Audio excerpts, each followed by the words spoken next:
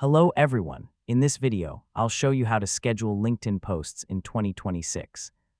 Scheduling posts allows you to publish content automatically at a future date and time, helping you stay consistent without posting manually.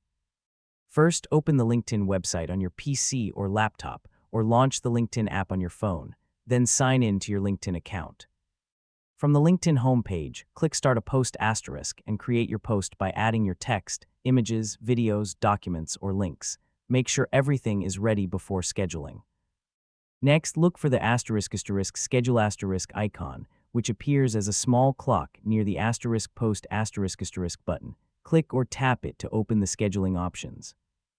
Now choose the date and time when you want your post to be published. Select the schedule that works best for your audience, then confirm your selection. After reviewing your post and the scheduled time, click schedule asterisk.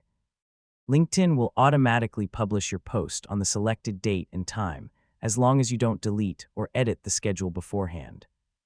If you want to make changes later, open your scheduled posts asterisk section, select the post, and choose to edit, reschedule, publish immediately, or delete it. Scheduling posts is a great way to plan your content in advance and maintain a consistent presence on LinkedIn, especially if you manage a business page or post regularly.